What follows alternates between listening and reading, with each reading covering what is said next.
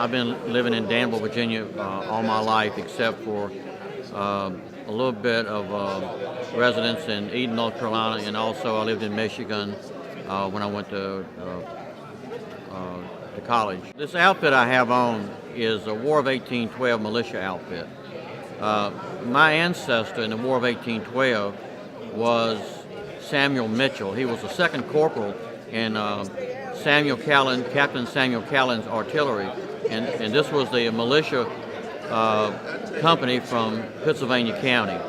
And this, I'll describe, the hat is a round hat, and on the side I have a rosette that's black and white. In those days, patriotic colors were black and white, and that's how they recognized who was a patriot and who was not, because of the rosette and maybe what group they belonged to.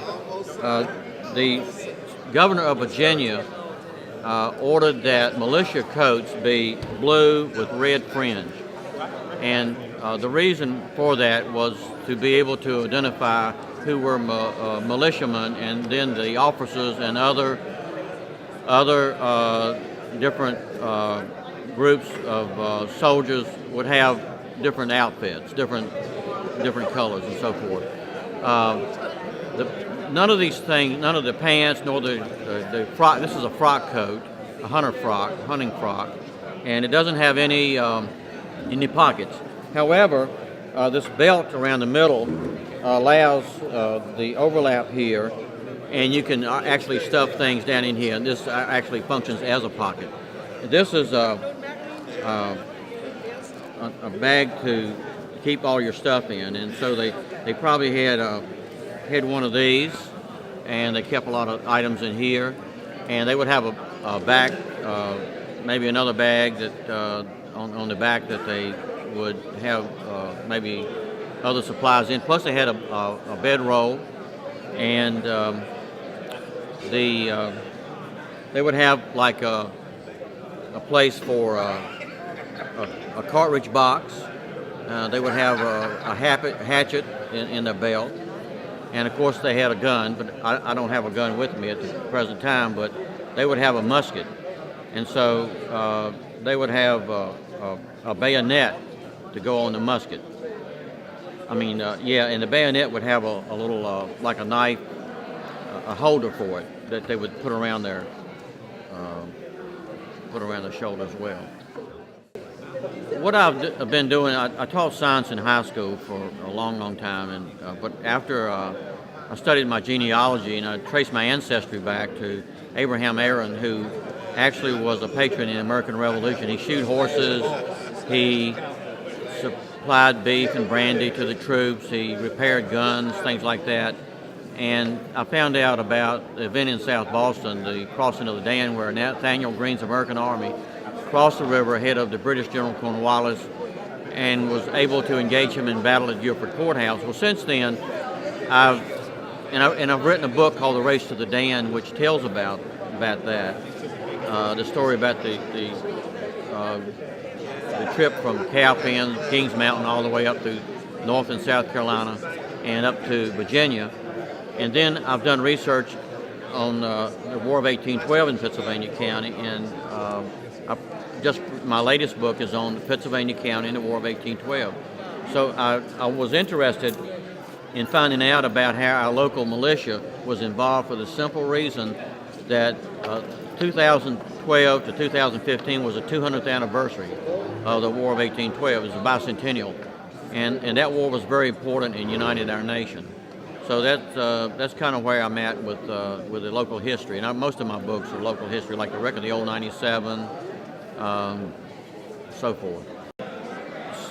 Learning about your own local history makes history more relative, because most of the history we learn in school, and I taught school all my life, but a lot of times history that's taught in school is basically names and dates and facts.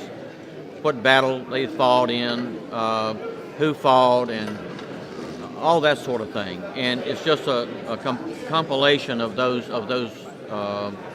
dates and names and so forth. So it doesn't get very personal. But when you do your own genealogy and trace your ancestry back to those times, you kind of connect with somebody that lived during that time and lived during that situation, so it gets to be more personal.